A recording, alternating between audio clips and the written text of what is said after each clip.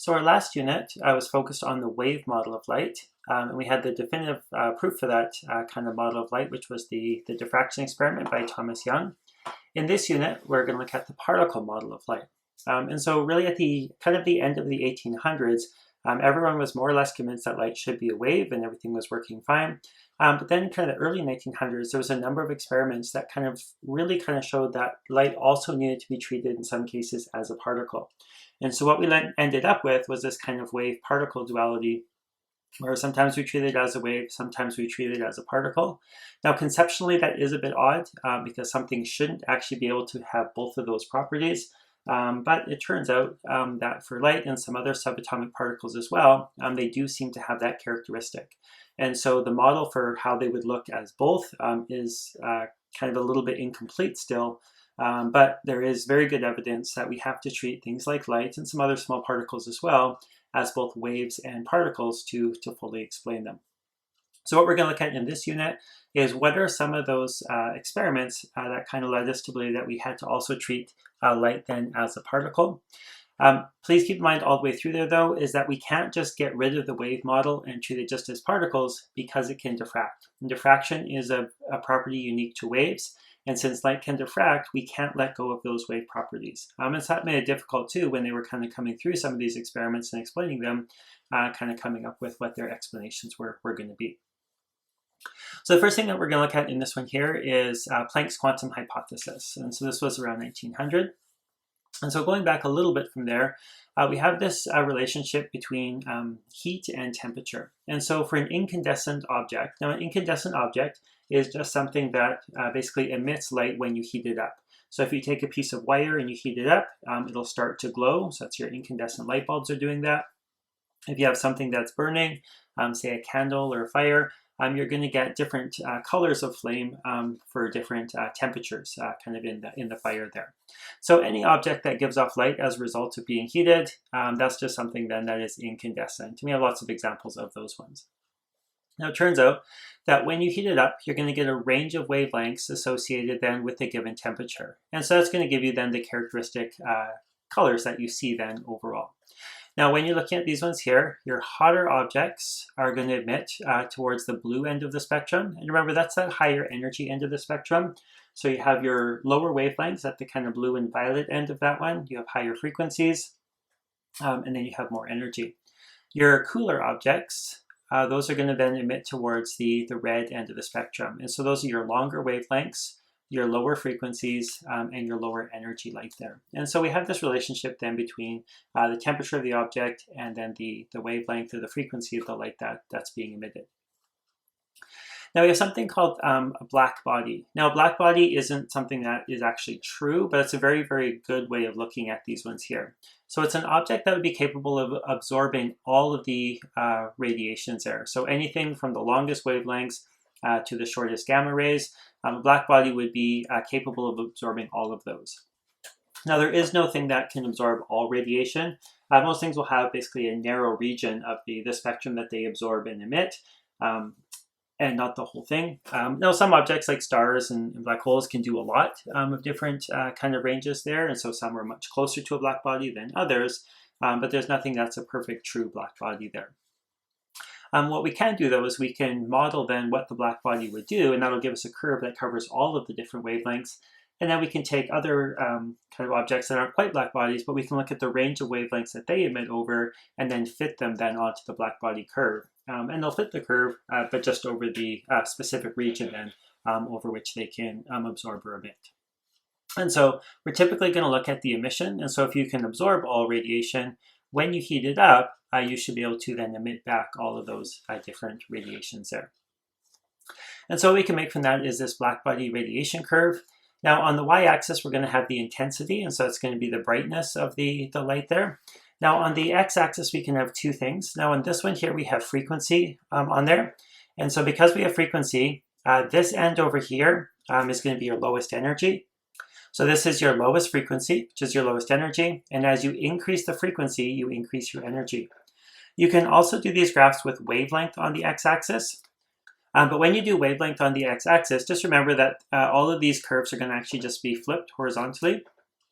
Because for wavelength, Our shortest wavelength is our highest energy, and as we go to longer wavelengths, we're going to lower energies. And so all of these peaks here are going to be flipped over kind of horizontally here. And so this red peak would be closest to this axis, and this purple peak here then would be furthest away. So they would just all be horizontally reflected there. So do watch carefully what your x-axis is. It can be frequency or wavelength.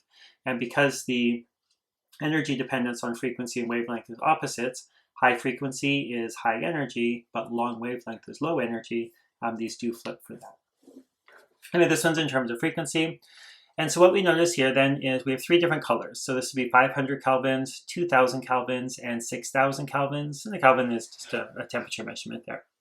And so a couple of properties about these is, first of all, these are black-white ones. So this curve here does basically hit all possible frequencies of light. And so it never does actually reach 0 here. Now it gets very close to the axis as a horizontal asymptote. But because we're assuming that this is emitting at all frequencies, it never does quite then reach that x-axis. Now there is a peak frequency. So your peak frequency for the 6000 K one is up here. For the 2000 K one, that's up here, and for the 500 K one, it's over here. And what that is just basically the frequency at which we emit the brightest light. And so if you look at it, again, it's emitting in all of these different wavelengths, but what we're going to get is this kind of region here. That's going to be your brightest range of light, and so that's going to be the color you see, because those types of light are going to be much brighter than, say, the light over here. And so this kind of range of light here, that's the color you're going to see from each of those. Now what we'll notice, again, this red line is the hottest one. The hotter the object, the higher this peak frequency is going to be. And so for your cooler objects, it occurs at a lower frequency. Now again, for wavelengths, that's going to be kind of the opposite. Your cooler light is going to occur at longer wavelengths, and your hotter light, that peak frequency is going to, or that peak is going to show up then at shorter wavelengths. The other one too is you'll notice that the hotter object is a much larger curve. And so the total energy of each of these is going to be then related to that area under the curve. And the hotter the temperature, the greater the total energy is going to be. Now, one very important effect of this relationship between frequency and temperature is the greenhouse effect, which is what makes it possible for us to live on Earth. We have an atmosphere that traps a lot of the heat from the sun. If that didn't happen, we'd have a very, very cold temperature at night, and we wouldn't be able to survive here. So if you look at planets or say the moon that doesn't have an atmosphere, it's very, very hot during the day when the sun is shining directly on it. But when the sun is not shining on it, so the side that's not facing the sun gets very, very, very cold because none of that heat gets trapped. So the sun is quite a bit hotter than the Earth. Now, because the sun is very, very hot, the majority of the light that it gives out is going to be in this high frequency range or short wavelength. And so you can see these ones here, these are relatively short wavelengths there. And again, the sun emits over a very large region of the spectrum, but kind of its peak that it's delivering at is going to be this high frequency kind of region then of the spectrum there. And that's just because it's fairly hot. Now, when that light gets to the Earth, a lot of that does actually just reflect straight back out. Now, if it reflects off of the Earth, the wavelength doesn't change, and it'll basically just go right back through the atmosphere. And so the light coming in, so the frequency here from the sunlight, this high frequency light from the sunlight, it passes through our atmosphere very easily. So if it gets reflected off at that same frequency, I'll just drop it in here, that's just going to reflect right back through the atmosphere, and it's not blocked at all by that. However, the other thing that can happen is that some of this light is going to be absorbed by the Earth. And so the Earth can absorb a lot of the light that comes from the sun. When it re-emits it, though, it re-emits it at a longer wavelength. And that's because the Earth is a cooler object. So it's much cooler, actually, than the sun.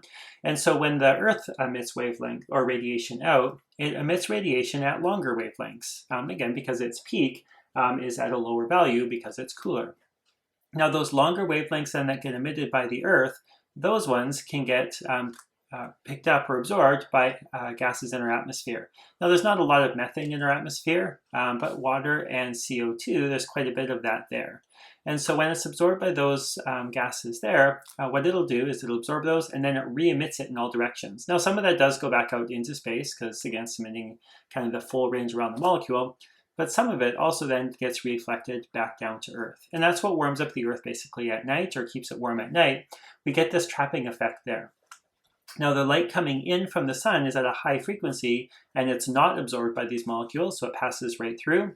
However, the Earth is at a lower temperature, and because it's at a lower temperature, the majority of the light that it gives off is at a lower wavelength. And that wavelength matches up to the wavelength that CO2 and H2O molecules, and CH4 too, but we just don't have as much of that up there, especially the H2O and the CO2 that gets absorbed, and that allows it then to be re-reflected back down to Earth, and that's what keeps then the Earth warm, basically at night when the sun's not shining directly on it.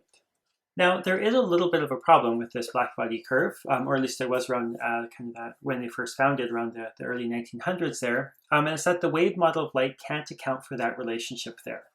And so if we look at the blackbody curve, so this is what's actually measured. And so this red line here, this is what actually happens overall. And so any mathematical model that we make is going to have to match that. If it doesn't match that, then our theory is not matching our observations, so our theory is going to be wrong. And what they found is, whenever you looked at basically any sort of wave model, you ended up with something that would be following this blue line here that would just keep going on. And basically the idea is here, as the frequency of the light was getting larger, the energy of the light was getting greater, and so you'd expect then the brightness to be increasing. So if you think about, say, if you hook up, say, a light bulb to a circuit, as you increase the energy from that circuit, you'd expect that light to get brighter and brighter and brighter. And that's what happens in this lower region of the spectrum. But once you get kind of into this UV region of the spectrum, then suddenly the light, as you start to get to more energetic light, actually just starts to drop off, whereas you'd predict that it would keep going up. And so for this one here, we did have a big problem basically trying to explain it. And they spent quite a few years trying to figure out basically how could we match a wave model of light in terms of mathematical equation basically to this blackbody radiation curve. Now this was referred to as the ultraviolet catastrophe, only because it showed up in the UV region, and basically what it meant was that the wave model of light wasn't able actually to match the predictions here. So in 1900, Max Planck, now this is a name that you should be familiar with, and so this one here we will be looking at just a number of kind of observations and experiments, and so some of these scientists you will need to know. So Max Planck is one that you should know. What he was able to do is he was able to fit an equation basically to this curve. And so the way he did this is he basically worked backwards. So he said, well, this is the curve that we have, and so the answer must basically match up to this sort of curve, and it looks kind of like a probability distribution. He worked backwards and made an equation that would fit that, and then looked at, well, what does that mean for light? And so what he said is that basically light could only be emitted or absorbed in very discrete units of energy, and he called those quanta, which is where we get then that quantum mechanics coming from, which is kind of that new theory that we're working on here. Now, basically, this goes to the idea of a particle. So if you have a discrete unit of energy, that would match up nicely to one particle of energy. Now, Planck didn't come up with the idea that light could be a particle. And again, the reason for that, again, this very nicely fits in with that. However, it diffracts. And so if light can diffract, you really are stuck with that wave property there. And so he didn't go to the particle idea here, but this certainly lends kind of works in that direction. So what he was saying is that basically you had one small unit of energy, and then you could have integer values beyond that. Now we typically just look at the smallest unit of energy.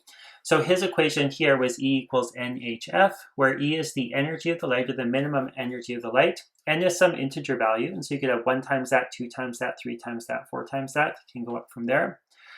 This is a value H, which he came up with. That's Planck's constant. This one is on your formula sheet, and just watch your energies. It's defined twice. 6.63 times 10 to the negative 34, that's in joules times seconds, or you can have 4.14 times 10 to the negative 15, that's in the electron volt times seconds. So whichever energy unit you have, you can use either value for there. And then F is just the frequency of the light. Now when we're solving these, and you'll see on your formula sheet, the equation is given as just E equals HF. We're really just always looking for that smallest energy quanta, and so we'll just always be using N equals 1. But you can go to higher N values as well. But what it means then is that the light isn't going to be just continuous, it's going to be a discrete energy there. So typically we think of waves as being continuous. Here we're talking about something then that is discrete. Now if you look at that in just terms of a couple other examples, if you think of a slide, as you go down the slide, you're hitting all points kind of on your way down the slide. That would be a continuous motion as you go. If you're walking up steps, then you're kind of at one level, the next level, the next level. That's going to be your more discrete kind of idea then of motion there. Now this does raise a fairly big problem when you're talking about the how light goes, because it's not just then the light that needs to be discrete, it's motion then as well.